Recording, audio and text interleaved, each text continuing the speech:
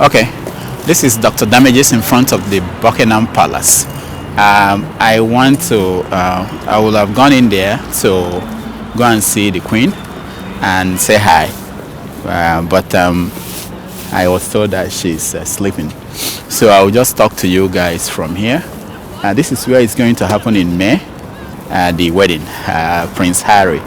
And you are sure that we'll be here to cover the event. You know, a black woman is going to be part of this family. Now, if you follow history, you know that some thousands of years ago, 500 years ago, the people that actually ran this country, they used to be black.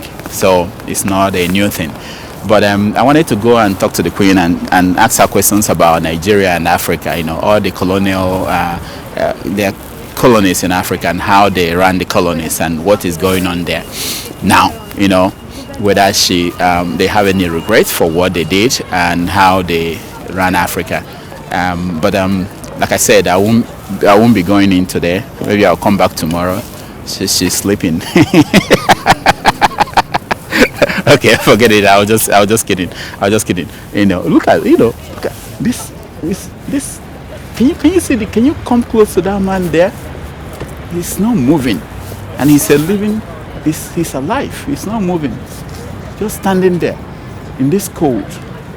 And look at the cars. They don't have expensive cars. In fact, Ojuzo Kalo has more expensive cars than what they have here.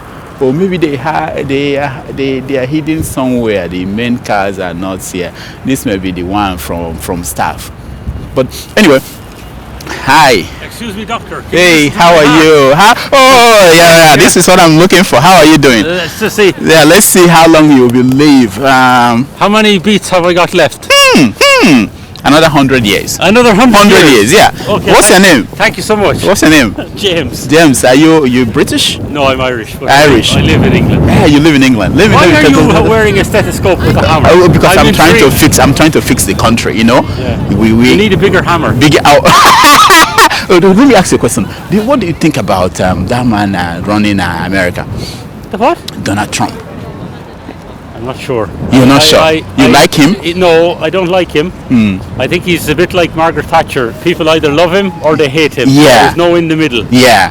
He thinks that some countries are shitholes. Yes, but look, at the end of the day, he's not a politician, a career politician. He's a businessman. So yes. The professional politicians have made a very bad job. Yeah. So at least if he's a businessman, he can't do any worse. That's true. Now tell me about the Irish and the relationship with Britain. Yes. Is it going well? What is the deal? There is a lot of history between the two islands. I grew up in the Republic of Ireland, but I married an English lady. Wow. And I live here in England. And where are you from? Nigeria? Nigeria, yeah. Well, I'm here in London today to apply for a temporary work permit to visit your country. Nigeria! Wow. I've been there 3 times before. Wow. And I'm going again in April. What are you doing there? Oil and gas related. Oh, the main deal. But yeah. No, I live here. I lived in the Middle East in the Arabian Peninsula for 10 years. Okay. So at this stage in my life, I have lived in 3 political systems, 3 religious systems, and I can see good in them all and I can see bad in them all. The former Prime Minister of here said that Nigeria, what was his name? David Cameron. Yeah, that Nigeria is fantastically corrupt. He's a slippery man. Yeah, I know. Where is he now? Is he employed? Or is he unemployed? He's probably employed somewhere, making a lot of money. I think so. Yeah. Listen to me. I'm going to tell you now. My experience in this life. I am 50 years old this year. Wow. And my experience in this life, there is corruption everywhere. And that's what we're saying. Justice in every country on the face of the earth. And I remember having a conversation like this with your colleagues, with your countrymen, when I was last at Chevron Escravos. Yeah. And they were of the opinion that Nigeria was corrupt and that the rest of the world was somehow less corrupt. I said, look, lads, it doesn't matter where you live or what your religious beliefs or political beliefs, there is no such thing as justice for everybody. You get the justice you can pay for, not the justice you deserve. Good point. One more question. That's the same in every country. Yeah, one more question, because there's something about Nigeria you must have noticed when you go there. The church is everywhere. It disturbs me because I am Catholic myself. I was 12. Let's talk. I was raised Catholic. Yeah. It would be fair to say that I don't practice the ritual part of the religion anymore.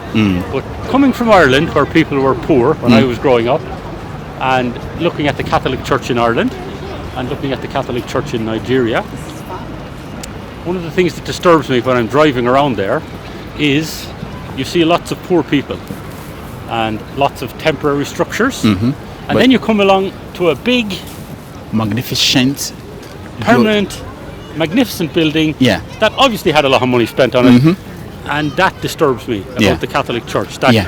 the money could be used for so much other better things in the community. The priest, But you come along and here's a big structure, and you think, well, why do you need that? the priests that came to Africa and turned them into I'm not Christians. being interviewed for Nigerian No, television. nothing. Okay, This is a good. conversation between friends, you know. So this priests, they came and brought the church to Africa, Yeah. but the people here don't go to church anymore. I don't believe. Can you guys come and get the church back? We don't need it anymore. No, the point is this: when you strip down any religious system, in Yeah. my opinion, in the church, any church, be Yeah. it Church of England, Catholic Church. I mean, and I visited Rome with my wife in the summer holidays this year. We went to St. Peter's Basilica. Look, at the end of the day, the church, any church, and it doesn't matter if it's the Muslim belief, the Catholic belief, the Church of England belief, it doesn't matter. At the end of the day, it's a power structure like anything else. Yep. The church, the Catholic Church, at least as I understand it, in the whole world now, all the countries, it is one of the biggest financial corporations in the planet, and they exert a lot of economic power. The only thing different about the church, and this could be the Church of England or the Catholic Church or anything else, is only the difference of the uniform that they wear. I like that. I like That's that. what it is. It's No, powerful people It's true. powerful, intelligent people manipulating less powerful, less intelligent people. Yeah. And the people below maybe don't have the tools yet To understand. to question what they're being told or to cross-check it. No, this Commonwealth, and people ask me this question: is Britain a country or is the UK the country? I don't know the answer. When is it that if you're playing soccer, England will play as a country, I don't but know. when they go to the Olympics, they go as Britain? And I don't know what the relationship is. What is the structure? I don't Is it know. not cheating? Are they not cheating the system that we have? You know, I don't- Scotland, for instance, we go as Well, a I know country. Scotland is a country. I know Yeah. England is a country. I know Yeah. Wales is a country. I know Ireland is a country. Yeah. So Now, Britain is I what? don't understand the relationship between what is Great Britain And what is it made up of. UK and the what, United and the States. Commonwealth? I may have a slight understanding of what the United Kingdom is, because if you gave it its full title, it would. I think it's something like the United Kingdom of Great Britain and Wales. Ireland. Oh, and Ireland. Okay. So Okay. it has to do with the islands in the North Atlantic, but I don't know for sure what it means. There is a distinction between them all. What is the United Kingdom? What is Great Britain? What is England, Wales, or Scotland? Yeah. It's a bit like the Netherlands. You talk about the Netherlands, it encompasses more than Holland. Yeah, that's true. Netherlands apparently encompasses Holland itself and some of the islands around it That's true. That's in the North Atlantic. I don't know, does it include any of their, what shall I say, from the days of empire, their dependencies in other parts of the world? Because they, you know, in the days of empire, when all these countries were powerful, they were stomping all over everybody, saying, I put a flag here and I'm going to claim this for Her Majesty or yeah, for the King of Holland or whoever. Yeah. And they didn't care about the local people. That happened in Ireland. Now, Never has. one last question. You know, when you talk about when we were in school in Nigeria, we were reading people like William Shakespeare. We read people Yes, like yes. George Bernard Shaw, Yes. Oscar Wilde. Irish people are writers, wonderful writers. The same as me. Yeah. We've studied some of those So, writings as well. so the question is this: do people here study African writers? Do you have books by African writers in your? I know you've been my to house, Nigeria. no, Yeah. no. Is it fair to us Africans? You know, we Well, learn everything let me about your tell you country. this, what I know about Nigerian culture so far. Recently, and I grew up in an age where maybe it's more common to watch a film of something which has been adapted from a book. The one that I watched lately is Half a Yellow Sun. Oh yeah, I've seen Chimamanda that, and Ngozi I Adichie. thought that was a very good film. Yeah, have you read the book now? I've read some history of Nigeria, and because I was in the Irish Army for 6 years when I was a young man, Yeah. I know that Ireland and Irish soldiers have a great history of United Nations peacekeeping missions. Now, not in Nigeria itself, but certainly on the continent of Africa. Irish soldiers have something I'm sort of proud of. The Irish soldiers, when they go overseas, they're not going to fight anybody. Yeah. They're going to try to Keep peace. Well, if the peace hasn't been agreed yet, at least keep the warring parties in their separate places until maybe peace can be agreed, and to patrol and police and say, let everybody calm down a bit. Whereas other armies, like the one England here, French, the not to talk about the Americans, when they go overseas, it tends to be for offensive reasons rather than any other reason. They don't be going. They're not much interested in keeping the peace when they go over. But one of the things I'm vastly proud of as an Irish person and being in the Irish Army for those years ago is the fact that whenever Irish soldiers go overseas, it's generally to try and keep the peace, not make it worse. Yeah. So there was a battle in the 1960s that I was completely unaware of until very lately, and I always thought it a bit odd being in the Irish Army when I was young that it wasn't taught as a historical lesson. There was a place called Jadoville in the Congo, or was it in somewhere in the African continent? But Irish soldiers fought with mercenary forces. It was in the 60s, around the time when this particular country, I can't remember the name of the country now, was looking for independence. And of course the French didn't want to give it up, and they were paying mercenaries to fight on their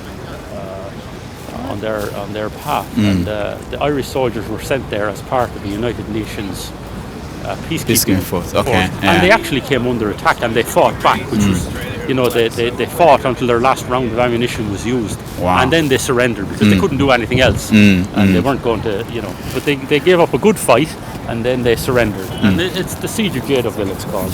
There are some African artworks that were stolen from Africa that were brought to Britain.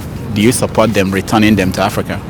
I think I'm very concerned about the fact that there's a lot of other people's history in the museums of here. It might be in this building too. One that I would be more familiar with now from my travels in Egypt particularly would be things like the Rosetta Stone, where and artifacts taken from the tombs of the pharaohs.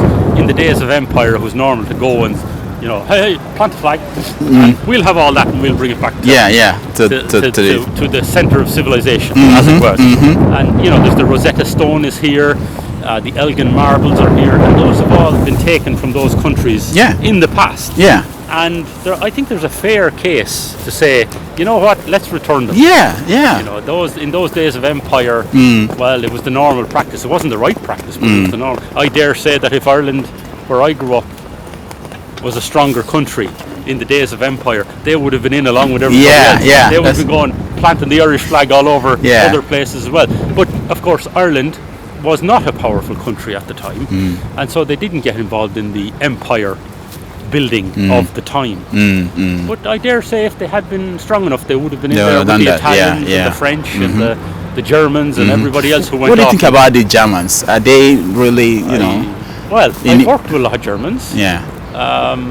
As a race of people, I understand that the people today are different from the people of World War One or World War changed? II. They are different individuals. Trump is from there, you know that. The grandfather. From working in Germany, I still see traits in the German people that could very quickly turn nasty. Even though I understand clearly that the people alive today were not involved with the atrocities of the past.